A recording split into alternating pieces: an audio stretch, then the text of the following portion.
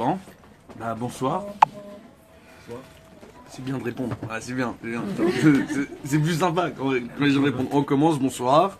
Bonsoir. Voilà. Bezrat Hashem. Ce soir, ensemble, on va faire un petit cours. Alors, on est bien sûr dans la période de Ben Hametzarim. Plaide de Dieu. On va pas vous faire un cours d'Alachot sur Ben Hametzarim. Les Alachot, vous les connaissez plus ou moins. La période, elle a commencé depuis Yudzaïn Betamouz. Mais avec l'aide de Dieu, ouais, normalement on est censé les connaître, les Alachot de Ben Hametzarim. C'est une période qui est très compliquée, très difficile. Et le plus important, c'est de savoir comment on va sortir de cette période chaque année. C'est-à-dire le but de Ben Hametzarim, le but de s'affliger durant la période de Ben Hametzarim, c'est de savoir comment nous, on va pouvoir sortir de là. On voit que nos sages de mémoire bénie nous rapportent que le fait de jeûner, le 17 Tammuz, ou à Tisha B'Av, d'accord, c'est Inouï Hanefesh. C'est comme ça qu'il le qualifie, d'accord. Donc on voit qu'en réalité on parle, et dans la Torah aussi on parle de Inouï Hanefesh. On parle en réalité d'une privation pour l'âme. Alors nous on pose la question, quand tu jeûnes, tu manges pas, tu bois pas. C'est ton corps que tu es en train de priver. Oui ou non?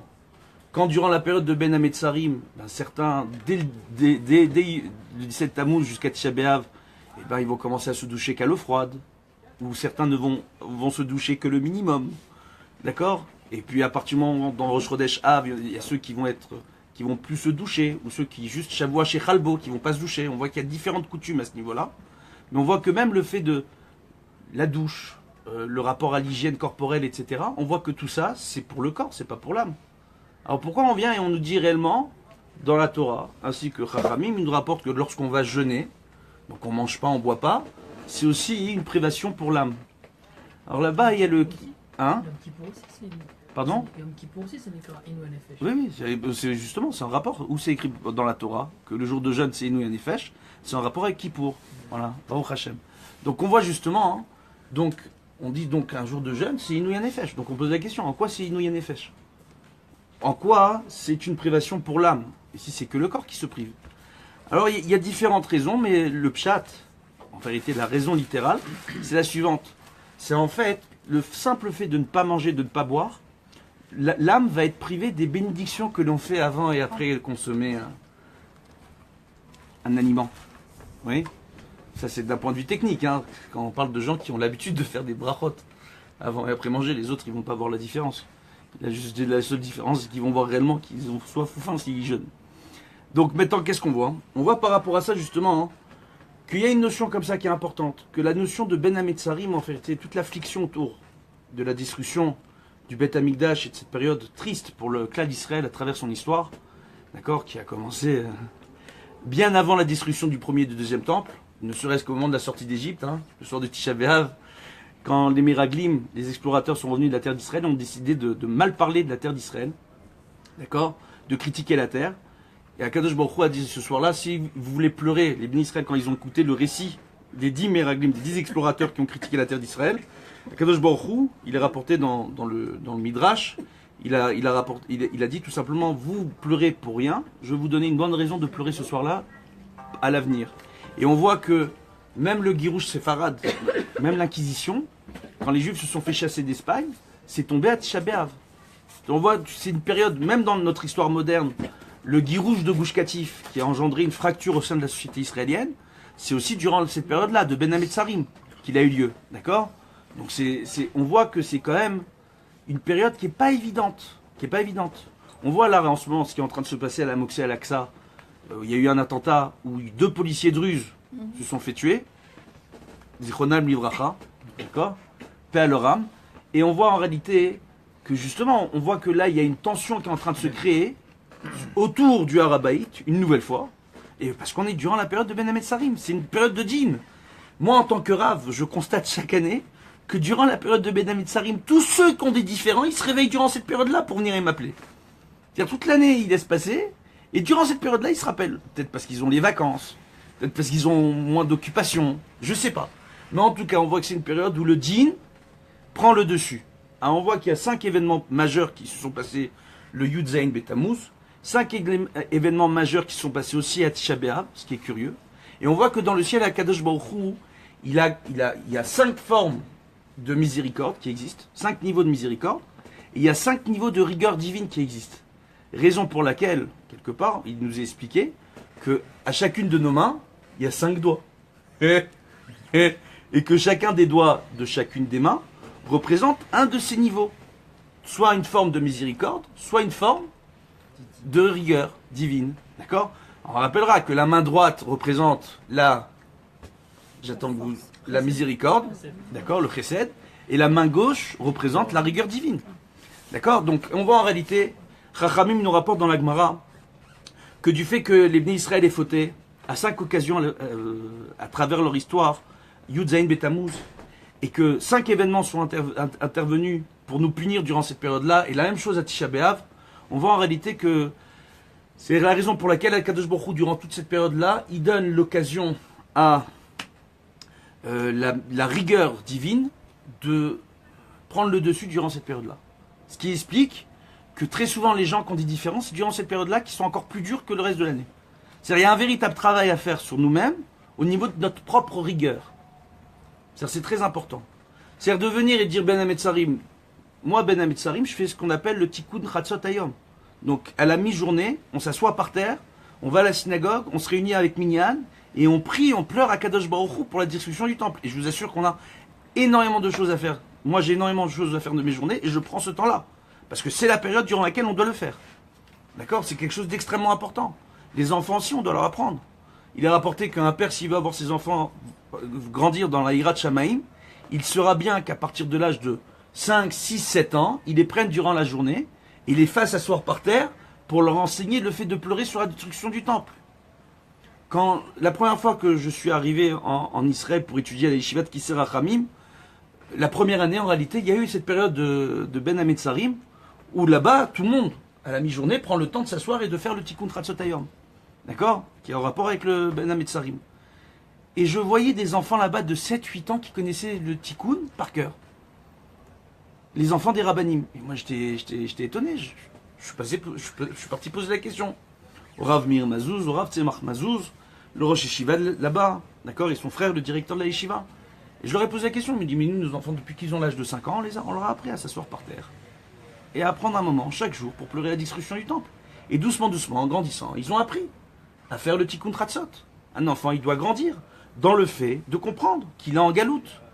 C'est quelque chose de terrible. C'est-à-dire, comment éduquer un enfant, lui dire, il te manque quelque chose dans ce monde. Tu vis un exil. Et même si, quand on a le mérite de vivre en Israël, il y a toujours un exil spirituel qui est immense.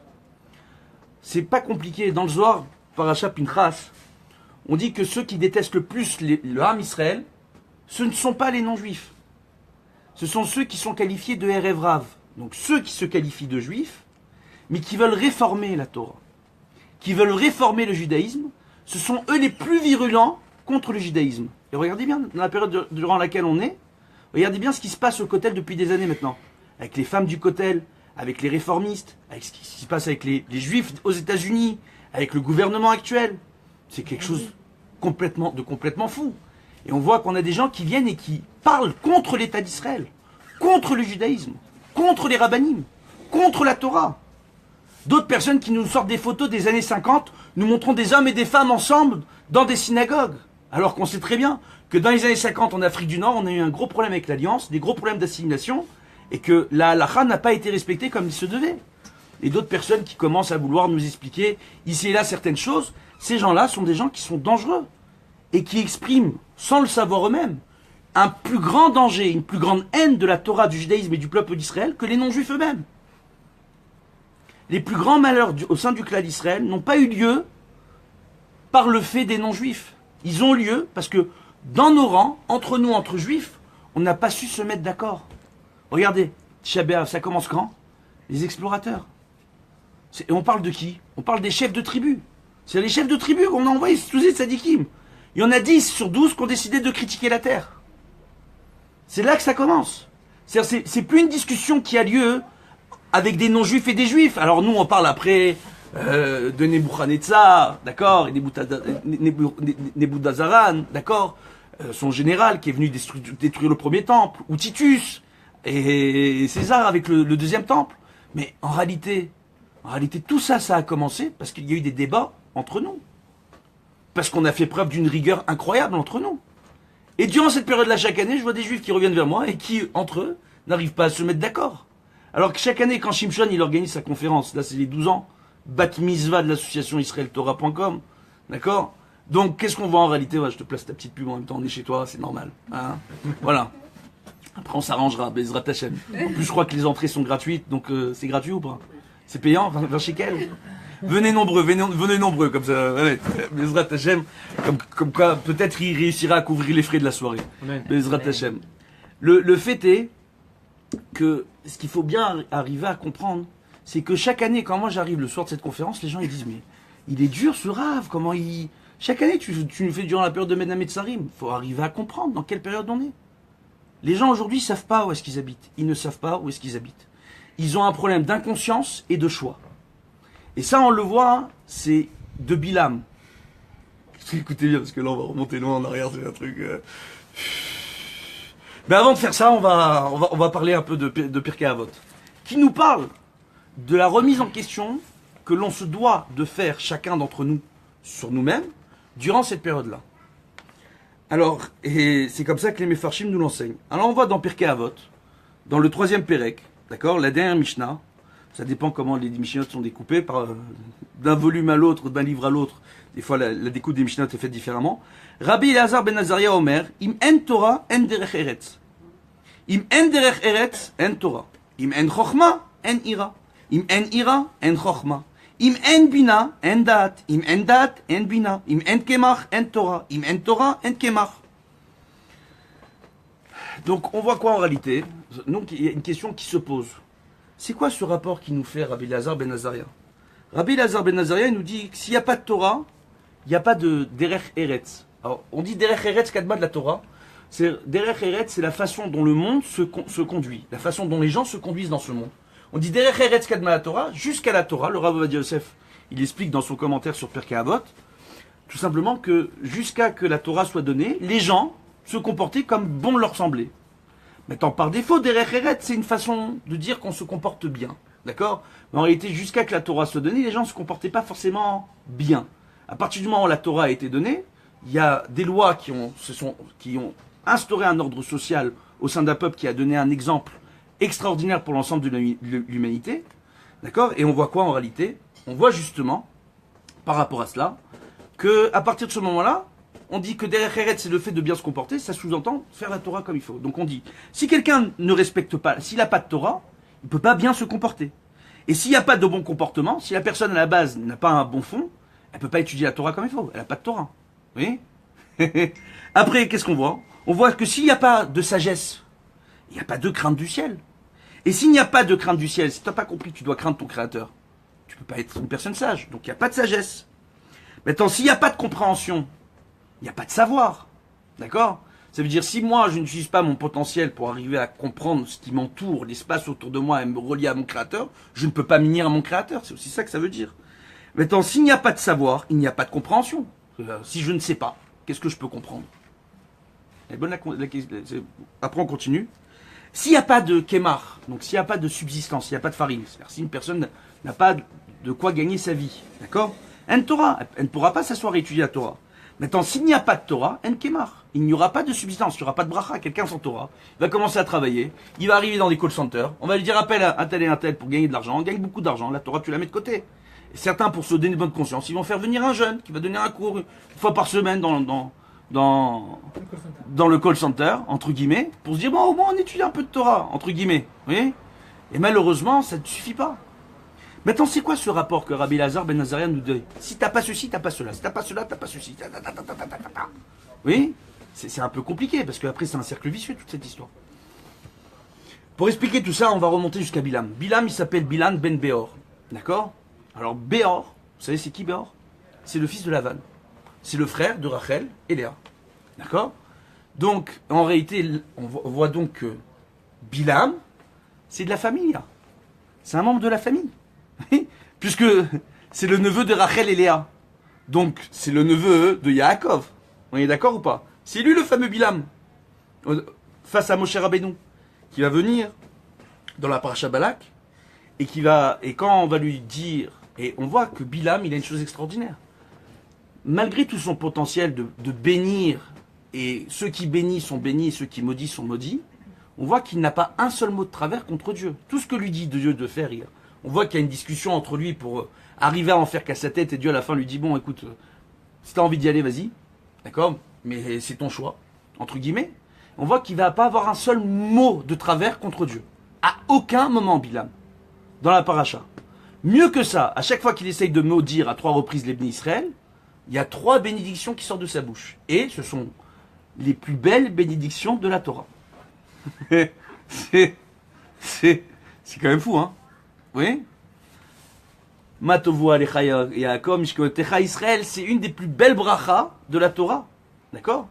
Donc on voit tout simplement, hein, et on voit qu'il y a énormément d'institutions Torah qui s'appellent soit Oel Yaakov, soit Mishkenot Torah, d'accord?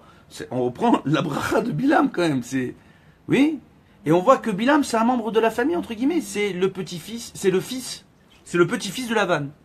Comprenez ou pas? Maintenant, qu'est-ce qu'il a comme particularité, ce Bilam? Il y a une chose extraordinaire. On voit que Balak fait preuve d'une inconscience incroyable.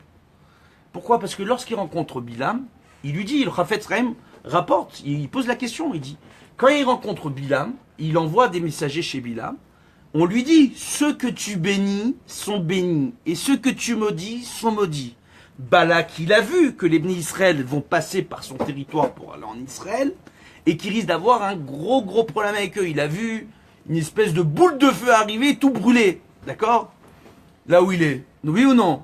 Donc, il aurait pu se dire tout simplement, si ceux qu'il bénit, Bilam, sont bénis, viens, fais-nous une bracha, que ça se passe bien avec les bénis Israël, qui passent Béchalom chez nous, qu'on n'ait pas de la guerre avec eux. Non!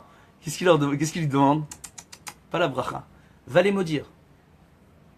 Il y a un problème. On est d'accord ou pas? Non? Oui? Non? Il y a un problème de dissonance cognitive, en réalité. J'ai jamais utilisé des mots comme ça un petit peu de temps en temps. Ouais. Mais on se met à niveau des gens, donc on peut pas parler comme ça tout le temps. Donc c'est frustrant, mais c'est pas grave. Alors on va expliquer c'est quoi un problème de dissonance cognitive. Une dissonance, c'est quelque chose qui ne sonne pas bien à l'oreille. Cognitive, c'est par rapport à ce que l'on comprend, d'accord? Par rapport à nos valeurs, à ce qui est connu pour nous. Donc lorsqu'on a affaire à des personnes, par exemple, qui sortent du lot, entre guillemets, des petits génies. Je sais pas, il va avoir son bac à l'âge de 12 ans ou 14 ans. On dit c'est pas possible. Mais on rencontre un type à l'âge de, je sais pas, à l'âge de 20 ans, il a déjà 3 ou 4 doctorats. On va se dire, mais attends, c'est pas possible. Oui? Ou un autre, il a fait Teshuva, au bout de 12 ans, il devient Dayan. Il y en a plein qui vont dire, ah, mais c'est pas possible. Ouais, c'est pas possible.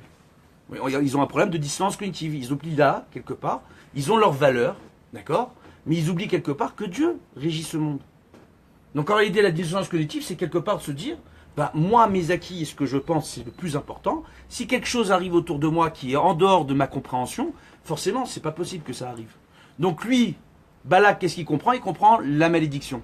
Parce que dans sa culture, c'est la guerre. Dans sa culture, on fait tout pour le monde matériel. Regardez. Aujourd'hui, si on voit bien, le nombre de personnes qui meurent de faim à travers le monde, d'accord, au tiers-monde jusqu'à aujourd'hui, depuis qu'on est tout petit, nous, on a vu les pubs de l'UNICEF, les enfants mourir de faim en Afrique, et jusqu'à aujourd'hui, ils meurent de faim. Et pourtant, le nombre de vidéos que vous allez retrouver sur YouTube, c'est quoi? C'est quand il y a le téléphone qui est sorti. Ils vont tout faire avec leur téléphone. Ils vont essayer de le jeter, de le trafiquer, de le brûler. Ils font des trucs avec les téléphones. Mais pourquoi? C'est du baltachrit. C'est du baltachrit. On prend des téléphones qui valent très cher, et on va essayer de les détruire, de les casser, de les montrer, et chacun il va parler, et on voit ça dans tous les coins, les recoins. Ou encore d'autres vidéos, où les gens vont parler de leurs conditions physiques, comment maigrir, comment se muscler, comment, on parle que de nous-mêmes. Mais combien de vidéos on a qui parlent de la misère dans le monde, qui parlent des guerres dans le monde, qui parlent de ceux qui n'ont pas de quoi manger? Combien de gens vont tous les mois donner de quoi nourrir un enfant qui n'a pas de quoi manger dans le tiers-monde? Et combien vont faire des crédits pour s'acheter le dernier téléphone? C'est un monde intéressant, moi, je trouve. Non? C'est extraordinaire. Ouais? Donc, qu'est-ce qu'on voit par rapport à ça? On voit qu'on vit dans un monde hypocrite. On voit qu'on vit dans un monde où chacun a ses valeurs et son vécu et son besoin personnel. Et que quand on vient critiquer l'autre, c'est par principe, c'est par jalousie, c'est par frustration, c'est pour toutes les mauvaises raisons. toutes les mauvaises raisons. Par rapport à ça, on voit justement que Bilam et Balak donc, sont deux inconscients. Pour quelle raison? Parce qu'il suffisait qu'il demande à Bilam de lui faire une bracha, le Balak. Oui? Et peut-être qu'il serait devenu comme le Galak, le chocolat blanc. Je sais pas, moi, il aurait une super bracha. Je sais pas, vous comprenez? Maintenant, qu'est-ce qu'on voit par rapport à ça? Oui, c'est souvenir. Alors maintenant, tu te souviens un peu avec le dauphin et tout? Attends, on continue, Bezrat Hashem. Donc, qu'est-ce qu'on voit en réalité?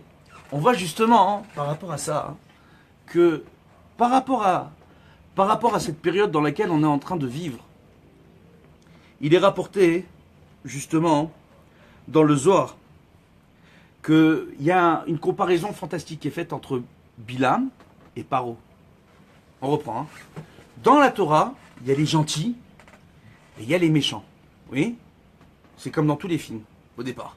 On est d'accord? Donc il y a les gentils d'un côté, il y a les méchants de l'autre. Les gentils, Adam Arishon, Avraham, Yitzhak, Yaakov, oui? C'est des gentils eux, hein?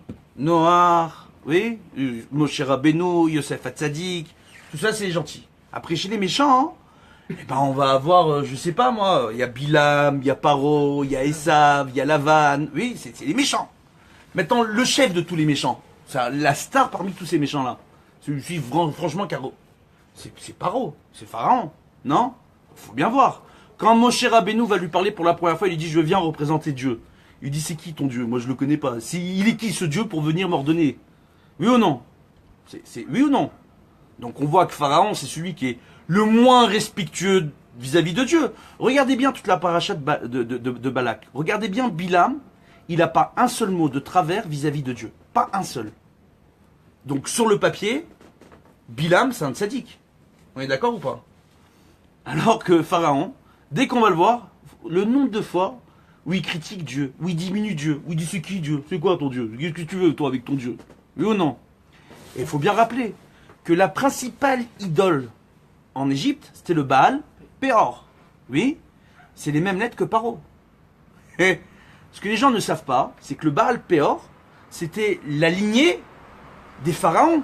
Les pharaons n'étaient pas rois en Égypte. Ils se disaient Dieu, fils du soleil et du Nil. Pharaon, il allait se cacher pour faire ses besoins. Il n'allait pas aux toilettes comme tout le monde. Il allait se cacher pour faire ses besoins. Oui. Et quand il allait se cacher, alors le Midrash rapporte qu'il allait carrément dans une dimension parallèle. Le type, il connaissait de la magie noire, etc. Il allait dans une dimension parallèle. Et dans la paracha Bo El Paro, quand on lui dit viens, d'accord, en général on te dit Bo Les Paro, va voir Paro, oui. Bo El Paro, oui. C'est quoi El Paro? Vers le pharaon. C'est pourquoi vers le pharaon? C'est on l'a fait Moshe et Aaron sont rentrés dans la dimension de pharaon au moment où il était en train de se cacher dans une dimension parallèle pour aller aux toilettes. Pour lui dire, vous savez, nous c'est Dieu qui nous a envoyés, on sait que t'es pas un Dieu.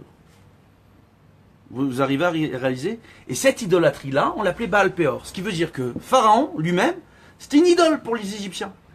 Raison pour laquelle on dit que Yosef, lorsqu'il a été nommé, par défaut en français on dit qu'il a été nommé ministre ou premier ministre. Non! Yosef Aya Meler Bemitzraim, c'était le roi d'Égypte. Hein? C'était le roi, quand Sérach est venu annoncer à Yaakov que son fils avait survécu, elle lui a dit, Yosef est roi en Égypte, d'accord? Et en réalité, Mishneh la Melech, la Kavana, hein, c'est tout simplement de venir nous dire qu'il était second après l'idole d'Égypte, qui était le Baal Péor. Il faut bien arriver à comprendre. Et Pharaon, lui, donc maintenant, lui c'est une idole le type, hein, carrément. Hein. Bilam, c'est pas une idole. Il se dit pas idole, il se dit pas Dieu. Pharaon, lui, il se dit idole. Oui? Quand on vient lui parler de Dieu, il dit moi ton Dieu je le connais pas, il veut pas le calculer. Vous suivez ou pas? Et ce pharaon-là, en plus, qu'est-ce qui va lui arriver? Quand il va y avoir la sortie d'Égypte, il va dire Mika mocha baelim Hachem, d'accord? Micha mocha, Mika mocha, d'accord? Ce qu'on dit, Micha mocha baelim Hachem, d'accord? Donc qui est comme toi parmi les dieux? L'Éternel, d'accord? Mika mocha benedar bakodesh. Dans la splendeur de la sainteté, qui est aussi bien que toi, Dieu? Il y a place, t'es le seul Dieu de l'univers. Alors il a rapporté que le premier Michamocha, il n'a pas de dagesh, il y a plusieurs raisons. Une des raisons, c'est parce qu'il a prononcé quand il était dans l'eau, Pharaon. Donc il était en train d'avaler la tasse. Donc il n'a pas pu dire K, il a dit Ça lui est pas sorti. C'est comme ça que c'est rapporté dans le Midrash, c'est pas moi, d'accord? Et le deuxième, quand il est sorti de l'eau, alors il a dit Midatadin. En réalité, le Dagesh, on voit que il y a un point qui est important. Lorsqu'il y a un point dans une lettre, on voit qu'après les lettres Aleph, He, Vav, Yud, d'accord? Toutes les lettres Bet, Gimel, Dalet, d'accord? Ou Kaf, P et Tav vont prendre un Dagesh, systématiquement. D'accord? Pour s'en souvenir, c'est Vi, Beget, Kefet. D'accord? C'est cette règle-là. D'accord? On voit quoi? Ça prend un dagesh. Le dagesh en question, c'est midatadin. Quand on met un dagesh dans une lettre, c'est midatadin. Maintenant, on voit ici que la lettre de mi, kamocha. D'accord? Normalement, le mi, la dernière lettre de mi, c'est un yud. Donc tu devrais écrire les deux fois. Mi, kamocha, à deux reprises. Donc il y a différentes raisons. Pourquoi on met un dagesh? Parce que la première fois, il demandait le chesed, il demandait la miséricorde à Dieu. Donc il n'y a pas de dagesh dans le kaf. Il dit sauve-moi. Je suis dans l'eau, je crois en toi. Donc il le sort. Une fois qu'il le sort de l'eau, Mi kamocha benedar bakodesh, qui est comme toi dans la splendeur de la sainteté. D'accord? Donc ça veut dire quoi? Ça veut dire qu'il le sort de l'eau, donc il dit al pidin que c'est lui vraiment, il prend sur lui le malchut shamaim, Pharaon à ce moment-là. Vous entendez ou pas? Donc il le sort de l'eau. C'est le seul Égyptien qui va être sauvé au moment de la fermeture de la mer Rouge. Maintenant on voit quoi? On voit que il est rapporté dans l'Yalkut Shimoni, sur le Sefer Yona, que le roi de Nineveh, là, quand Yona, on va l'envoyer dans la ville de Nineveh, demander au peuple de Nineveh de faire Teshuvah. Le roi de Nineveh, c'est qui? C'est Pharaon. Et dès que Yona arrive là-bas, il y a différentes raisons qui sont rappelées pour expliquer ce phénomène, mais dès qu'il est arrivé là-bas, une des raisons qu'on nous donne, lorsqu'il a vu le roi, il lui a dit, vous devez faire Teshuvah, c'est le Dieu d'Israël qui m'envoie, il a dit tout de suite, on fait tous Teshuvah. Tous ont fait Teshuvah. Hommes, femmes, enfants et même les animaux, ils ont tous fait Teshuvah. C'est extraordinaire. Pourquoi? Une des raisons qui est rapportée, parce que justement c'était Pharaon. Pharaon il dit, dis-moi, en Égypte j'ai fait l'erreur de dire c'est qui ton Dieu. Mettons moi ton Dieu je le connais, il m'a sorti de la mer Rouge. Donc c'est clair, si Dieu il a dit qu'on doit faire Teshuvah, tout de suite on fait Teshuvah. Ils ont fait Teshuvah. Donc la question c'est la suivante. On voit que Bilam, lui il n'a pas eu un seul mot de travers contre Dieu. Et à la fin il va mourir dans d'horribles peines, Bilam. D'accord? Et on voit que Pharaon, qui lui dès le début il parle mal contre Dieu, c'est même pas un prophète. Il se dit idole, le type. Oui? Non seulement il va être sauvé au moment de la fermeture de la mer Rouge, mais en plus il va devenir roi. Vous voyez pas là qu'il y a un problème là entre Pharaon et Bilam? Il n'y a pas un problème? Non? Alors la réponse est la suivante. On voit dans Maseret Psachim, il y a une chose qui est fantastique. Et c'est là-dessus qu'on doit comprendre. Tout ce qu'il dit Rabbi Elazar ben Azaria dans Maseret Avot, c'est que si tu manques de Derech Eretz, si t'as pas de Torah, t'auras pas de Derech Eretz. Et si t'as pas de Derech Eretz, et ainsi de suite. Donc si il te manque une partie de ta façon de faire la Avodat Hashem, si tu n'es pas entier dans ta Avodat Hashem vis-à-vis de ton Créateur, tu seras toujours manquant. Et tu ne pourras pas servir Dieu comme il faut. Mais avant de servir Dieu comme il faut, c'est pas vis-à-vis de Dieu que tu dois dire que tu es religieux, que tu pratiques sa Torah et ses mitzvot. C'est pas vis-à-vis des voisins, c'est pas vis-à-vis de ta femme et tes enfants. Ou de ton mari et tes enfants, c'était une femme. Non, non. C'est quoi? C'est vis-à-vis de toi-même déjà. Ne pas te mentir à toi-même. Si déjà toi, tu te mens à toi-même, tu te dis je fais la Torah. Je suis un ave. Je me comporte bien. Alors que ce n'est pas le cas. Tu n'arrives même pas à voir tes défauts. Tu n'arrives même pas à te remettre en question. Tu seras toujours manquant. C'est ça que Rabbi Elazar ben Azaria est en train de nous dire ici. C'est de ça dont il est en train de nous parler. Donc maintenant, qu'est-ce qu'on voit en réalité? On voit en réalité que la différence entre Pharaon et Bilam, c'est que Bilam, dès le départ, c'est un rachat. Bilam, dès le départ, c'est un homme qui Dieu a nommé prophète sur les nations. Il vient exactement de la même famille que de Rachel et Léa. On sait que dans cette famille, ils avaient un potentiel soit pour être de grandes sadikim, soit pour être de grands rishaïm. C'est toujours le cas des grandes sadikim. Il faut savoir que le choix entre le tzadik et le rachat, entre être un juste et un mécréant, c'est comparé au fil du rasoir. C'est-à-dire, ça prend qu'une fraction de seconde dans la tête d'une personne pour décider d'être un tzadik ou un rachat. Une fraction de seconde dans notre tête. Et le changement peut s'opérer immédiatement. En permanence. Donc il faut toujours se remettre en question. Maintenant, qu'est-ce qu'on voit par rapport à ça justement? On voit justement que lui, Bilam, qu'est-ce qu'il faisait? Devant les gens, c'était le prophète. C'était l'homme qui pouvait faire des bénédictions et qui se servait de son pouvoir pour se faire payer et maudire les autres. C'est devenu un mercenaire de la malédiction. Mais en réalité, donc on voit que dans son comportement, il y a un problème. Dieu t'a donné un pouvoir, il t'a donné une force.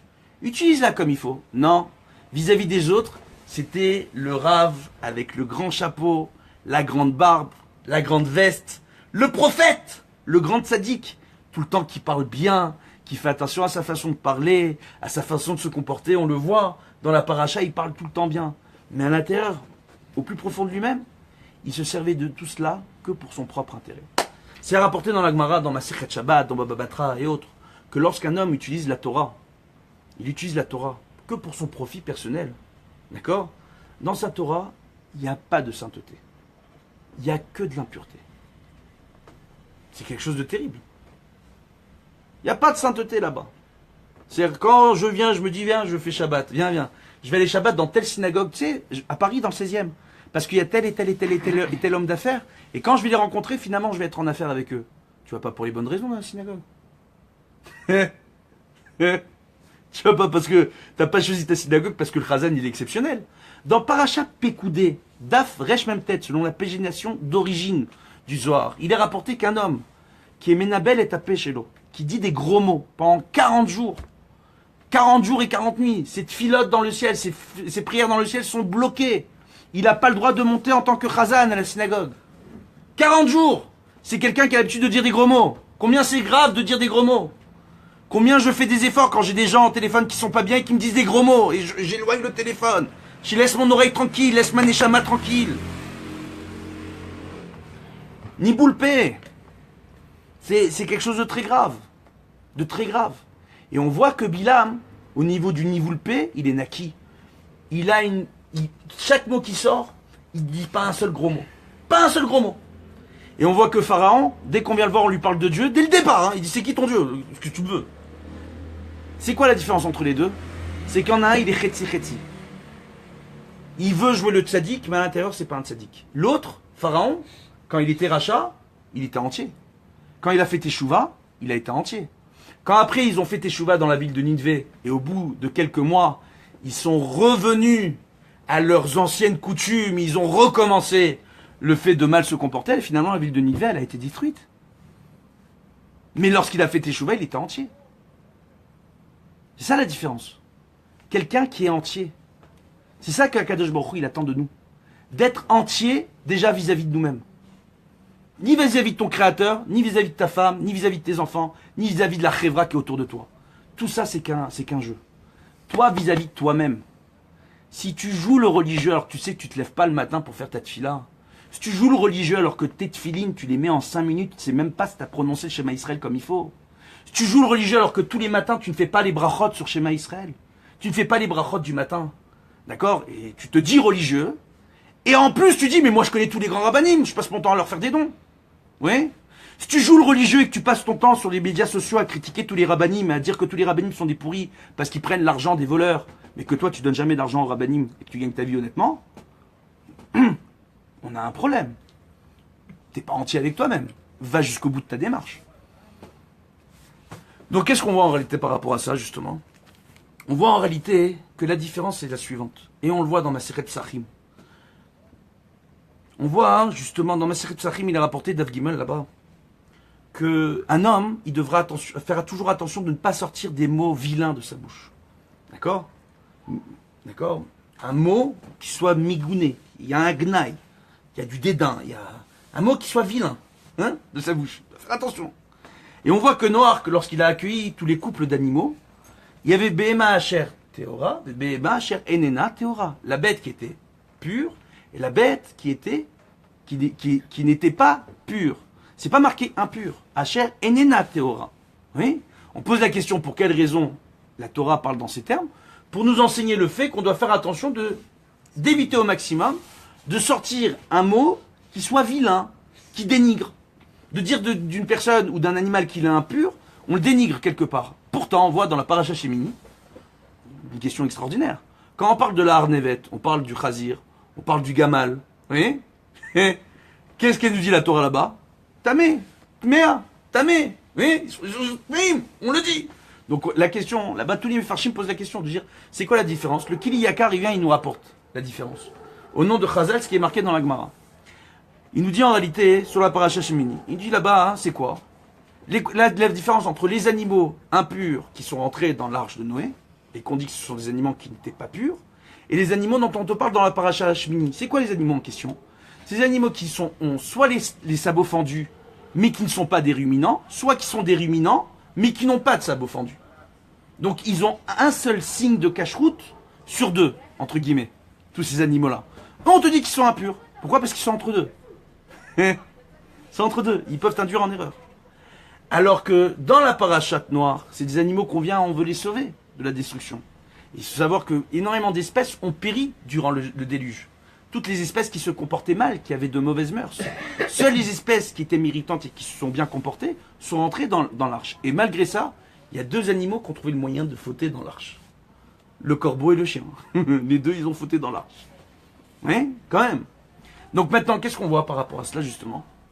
On voit qu'ici, ce qui est essentiel, c'est d'arriver à comprendre que lorsqu'une personne n'a que la moitié des simanim pour se dire qu'elle pratique la Torah et les mitzvot, donc elle a le derech eretz, mais elle n'a pas de Torah. Ou elle a la Torah, donc elle a étudié la Torah, mais elle n'a pas de derech eretz, elle se comporte mal vis-à-vis de son prochain. D'accord? Ou elle a la sagesse, mais elle n'utilise pas à bon escient vis-à-vis de son prochain, et ainsi de suite. Donc elle est manquante au niveau de son comportement. Il est rapporté dans Masechet Brachot Daf Yud Gimel que toute la Torah a été donnée pour qu'on fasse la Torah.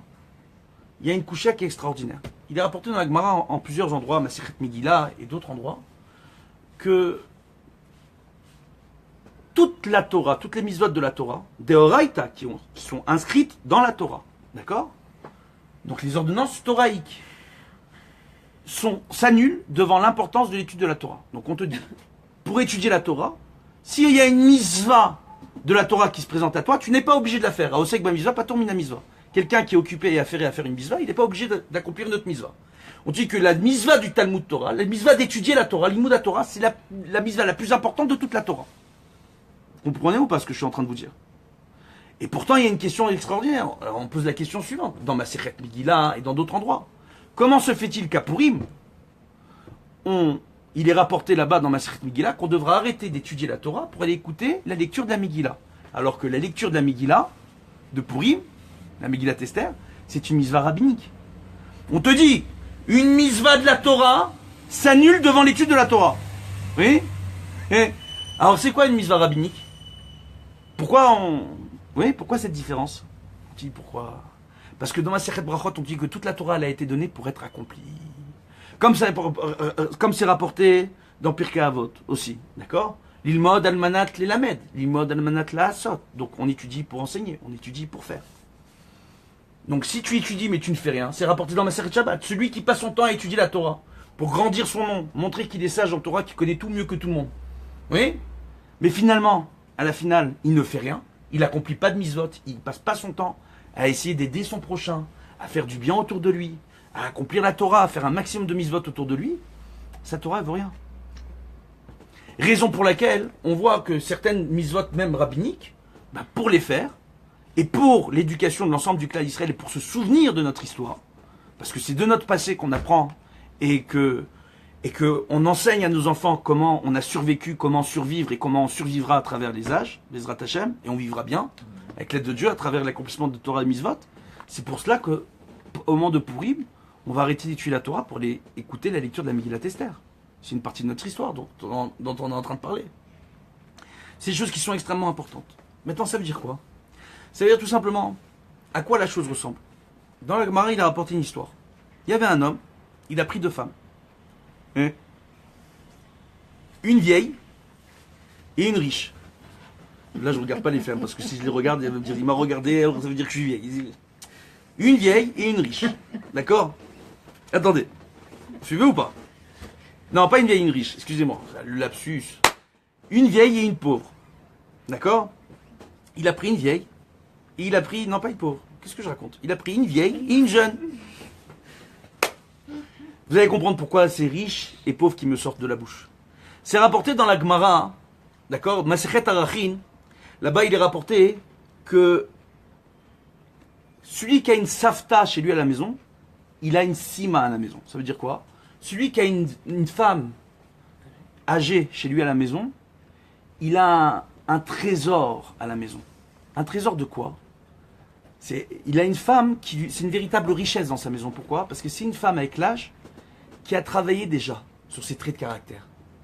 On voit que les femmes, quand elles prennent de l'âge, Ben Pourat Yosef, elles se calment. C'est vrai qu'il y a certaines femmes qui sont moins calmes que d'autres. Mais surtout quand elles sont enceintes. Ma femme est enceinte. D'accord? Oui, bon, donc, oui, je l'ai dit voilà. Alors maintenant, on voit comme ça. Donc on voit qu'il y a des femmes, lorsqu'elles sont enceintes, des fois, c'est compliqué. Mais on voit qu'une femme qui a un certain âge, avec le temps, elle se calme. Avec le temps, elle a une sagesse. Avec le temps, elle va toujours s'affairer à faire quelque chose dans la maison. Maseret Ketubot, Dafnun tête, si je dis pas de bêtises. Là-bas, il est rapporté que une femme, si au moment où elle se marie, même si elle a avec elle des servantes, elle a 2 servantes, elle devra, quoi qu'il arrive, continuer à s'occuper d'une partie des travaux ménagers, des travaux dans la maison. Et même si elle a 4 servantes, elle devra au moins trouver quelque chose à faire dans la maison. Pourquoi? Parce qu'il a rapporté là-bas, chez Amoum Mevil et Shigaron. D'accord? Que l'ennui mène à la folie. Donc une femme, elle a besoin de s'occuper. Une femme d'un certain âge, elle arrive tout le temps à s'occuper. Elle a tout le temps un enfant, un petit enfant, la fille d'un voisin, quelqu'un à s'occuper, à faire une bracha. Elle a toujours elle a un véritable trésor d'inquiétude et d'amour de son prochain, une femme âgée. Comprenez ou pas? Ça, c'est Dieu bénisse. Donc on dit qu'il a un trésor à la maison. Donc lui, il a pris la jeune pour sortir. Quand il sort, il prend la jeune avec lui. Genre pour sortir en société et dire, voilà, beau gosse. Et la vieille, il a gardé à la maison pour qu'elle tempère tout à la maison. Oui. Et on voit que, qu'est-ce qu'elle faisait, la jeune? La jeune passait son temps à venir lécher les cheveux blancs de la vieille épouse qui était à la maison pour apprendre de sa sagesse. Oui. Donc qu'est-ce qu'on voit? On va dire, Eretz Kadma la Torah, c'est le bon comportement. Une femme, à partir du moment où elle apprend à bien se comporter, elle a une certaine sagesse. La jeune, elle voulait apprendre à être sage comme la femme qui était plus âgée qu'elle. C'est une chose qui est extraordinaire. Mais nous, qu'est-ce qu'on doit comprendre de cela? On doit arriver à comprendre ici l'essentiel de la chose. L'essentiel, c'est quoi? C'est que nous, quand on est dans la période de Ben Hametzarim, on doit acquérir une compréhension des événements qui nous entourent et une sagesse à la finale. On doit prendre sur nous de changer. Être entier avec nous-mêmes, c'est quoi être entier avec nous-mêmes? Tu dis que tu fais Torah en mitzvot. Combien de temps tu consacres chaque jour à l'étude de la Torah? Vas-y, soyons honnêtes. Combien de temps tu passes sur Internet? Combien de temps tu passes à regarder des films? Combien de temps tu passes à t'occuper de choses et d'autres et à parler de Pierre, Paul et Jacques, les pauvres, ces trois-là, tout le monde parle d'eux. D'accord? Donc, combien de temps, oui, je dis Paul, je dis pas dit Paul, c'est un problème qu'on a chez les Donc, qu'est-ce qu'on voit par rapport à ça? Ouais, le oui et le... Voilà. Donc, dans Paul, on a enlevé le U, et dans le oui, on a enlevé le O. Bon, alors maintenant, pour compléter en réalité. Donc, vous gardez toujours le nord, le Paul. Ouais, ça doit être ça. Alors maintenant, qu'est-ce qu'on voit justement? On voit par rapport à ça justement que quelle est ta façon d'accomplir Torah mitzvot? Remets-toi en question. On n'a pas de temple, c'est la galoute. D'année en année, c'est de pire en pire. Aujourd'hui, les réformistes réclament le Kotel Amaharavi. L'UNESCO te dit, la Marat Amarpella, le Kotel Amaharavi, c'est pas à vous les Juifs. Et nous, on est là, on est en train de faire dodo. On a toutes les réalités historiques. Tout le monde le sait. Ça n'intéresse personne. Pourquoi ça arrive? C'est pas parce que le monde entier nous déteste. C'est parce que nous, entre nous, on n'est pas capable de s'aimer comme il faut.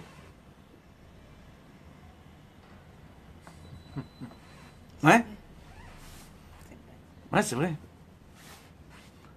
Donc arriver à se remettre en question, prendre le temps, à Chatzot Alayla, Chatzot Ayom, de prendre une minute, de dire à Kadosh Baruch Hu, Chatati Pashati, j'ai fauté, je me suis mal comporté, on n'a pas de Beth Amikdash, c'est ma faute.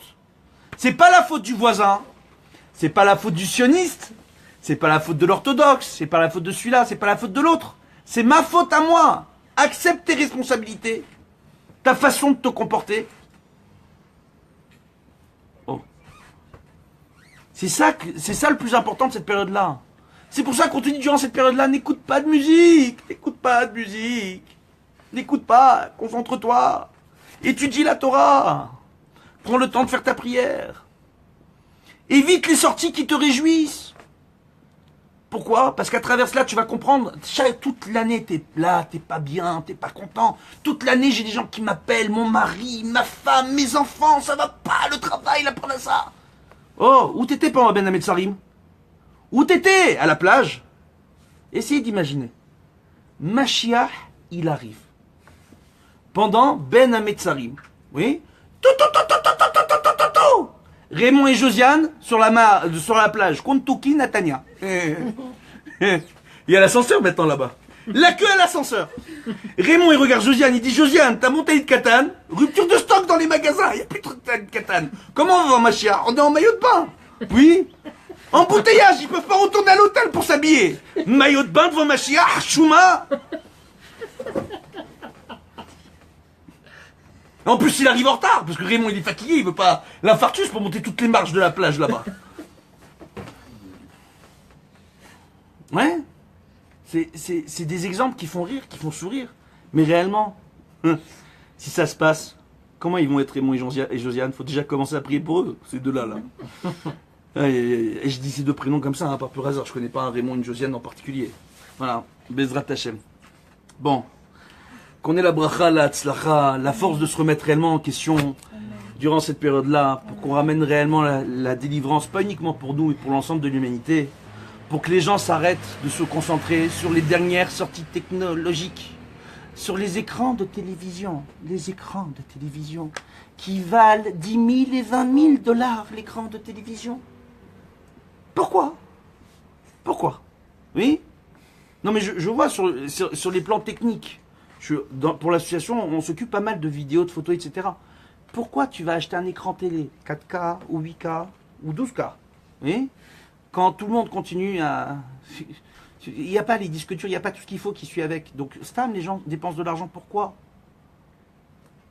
Ou ils vont passer leur temps à regarder les nouveaux produits technologiques pour dire, oh, regarde le nouveau gadget. Oh. Ouais. La dernière fois, j'en ai un, il m'a attrapé, il m'a dit, regardez que votre Arav, bientôt, on pourra avoir un requin au milieu de notre salon. Je suis très sérieux. Un type à l'intérieur, il m'a attrapé. Je lui ai dit, de quoi tu es en train de parler? Ben, les nouvelles lunettes 3D. Des gens, ils mettent des lunettes avec un casque, le téléphone, il est dans le casque, ils peuvent recevoir leur coup de fil, etc. C'est où on va. Voilà, Bezrat Hashem, qu'on arrive, Bezrat Hashem, à se remettre en question, à vivre une vie réelle, dans une Torah réelle, à être franc avec nous-mêmes, à savoir qui on est. C'est ça la différence entre Bilam et Paro. Bilam, il a tout fait qu'à moitié. Paro, il a été franc. Donc quelque part, de Paro, on doit apprendre. Moshe Rabbeinu, il n'y a pas eu plus franc que lui. Qui on veut être, nous? Un Bilam? Un Paro? C'est qui le Bilam? Le Bilam, c'est celui qui n'est pas honnête avec lui-même. Le Paro, c'est un coup, il est entier quand il fait Teshuvah, un coup, il est entier quand il fait plus la Torah les mitzvot. Et puis, tu as le Moshe Rabbeinu, qui est entier en permanence. Arriver à être entier avec nous-mêmes pour arriver à faire la Torah comme il faut. Il y a une chose, et on terminera là-dessus, Bezrat Hashem, il est rapporté dans la Gemara, dans le Zohar, et ainsi de suite, que lorsque un homme ou une femme ne sont pas écoutés par leurs proches, ils disent à un de leurs enfants, fais, et l'enfant il dit non. Ils disent à leur femme, fais, et la femme elle dit non. La femme elle dit à son mari, le mari dit non. On dit, cette personne-là, elle doit se remettre en question sur sa hirat shamayim. Si les gens ne t'écoutent pas et ne sont pas disposés à faire ce que tu demandes, tu dois te remettre en question sur ta crainte du ciel. Pour deux raisons. Soit ce que tu demandes, c'est totalement déraisonnable, donc tu as besoin de te remettre en question. Donc il n'y aura jamais personne qui va te demander oui, qui va te dire oui. Mais, soit alors, réellement, parce que toi, tu n'as pas réellement la crainte du ciel. Alors les gens, ils n'ont pas envie de t'écouter. C'est aussi simple que ça. Et parfois, réparer sa crainte du ciel. Parce qu'on voit, la majeure partie des gens, vous avez pas? Je recommence? On va recommencer.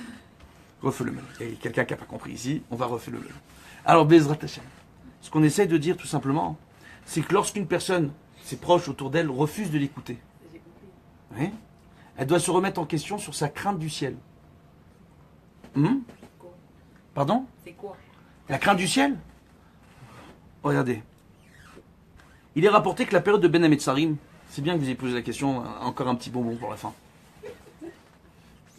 C'est un régime de Torah, c'est ce qu'il y a de mieux. Regardez-moi, je suis bien portant, Baruch Hashem. Voilà. Qu'est-ce qu'on voit?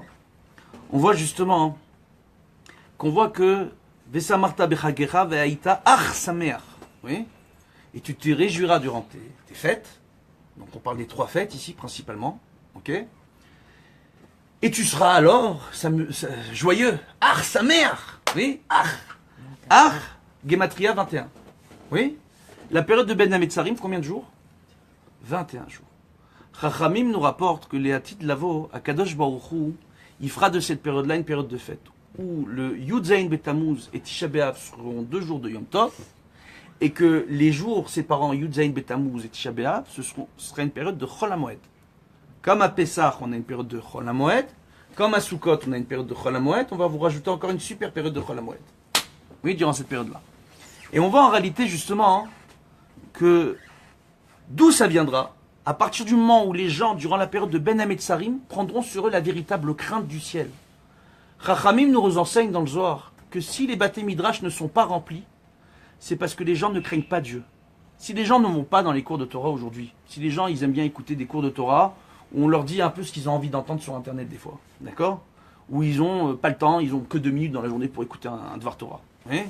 Qu'aujourd'hui on est obligé de faire des capsules à ce qui paraît, des concepts et des nouveaux concepts pour enseigner la Torah, entre guillemets. Qu'est-ce qu'on voit en réalité?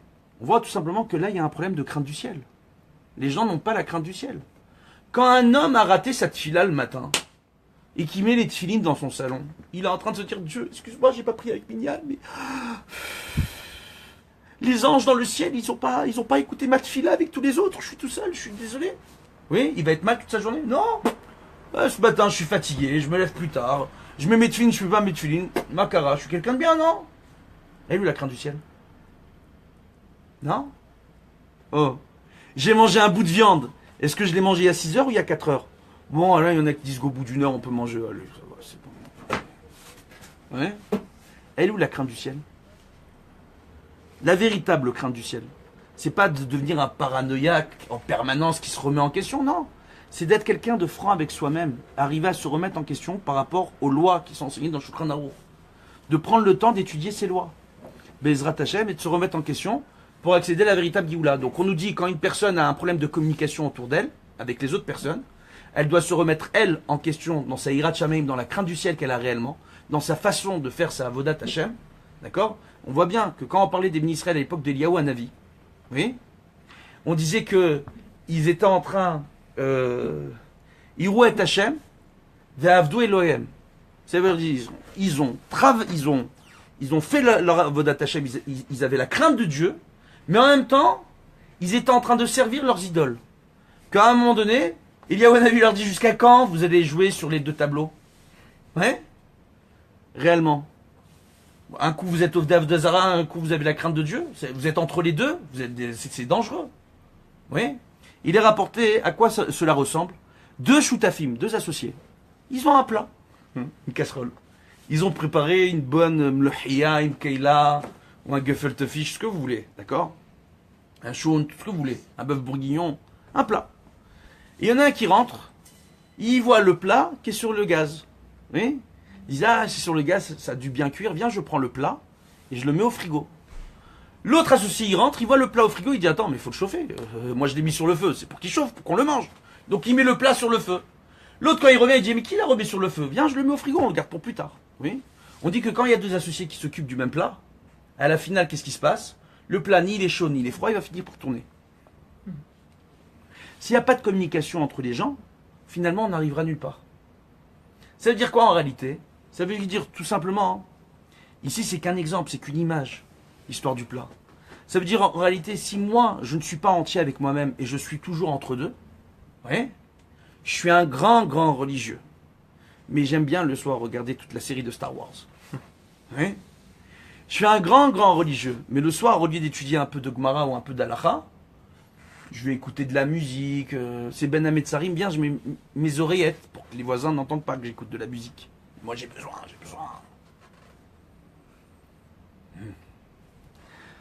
Donc, on voit justement, quand une personne commence à être franche avec elle-même, elle va réussir à faire quoi? Ou midvar sheker tichak. Éloigne-toi de tout mensonge. Comment on te dit éloigne-toi? On te dit toi, éloigne-toi du mensonge. C'est pas quelqu'un qui te ment, éloigne-toi. C'est cette mise-là, on te dit toi, ne mens pas. Donc pourquoi on te dit éloigne-toi du mensonge? Parce que toi, avec toi-même, tu es incapable de savoir ce qui est vrai, ce qui est faux. Chacham Mikol Adam, Shlomo Amelech a demandé à Dieu. Aide-moi à faire la différence entre la vérité et le mensonge, entre le Hémet et le Sheker. C'est aussi simple que ça. Est-ce qu'on est capable de le faire? On arrivera à le faire à partir du moment où on commence à être franc avec nous-mêmes. Et dans un premier lieu, dans notre façon d'accomplir la Torah et les mitzvot. Être franc avec nous-mêmes. Bezrat Hashem, qu'on ait ce mérite afin de pouvoir faire une véritable teshuva, de réparer ce monde et de transformer cette période de Ben Hametzarim en période de fête. Que ce soit Yom Tov, Yud Zayin Betamuz et Tisha B'Av l'année prochaine, avec une belle période de Chol HaMoed, Bezrat Hashem, au milieu. Voilà, Kol Tuv, à bientôt, et n'oubliez pas Tikkun Chatzot.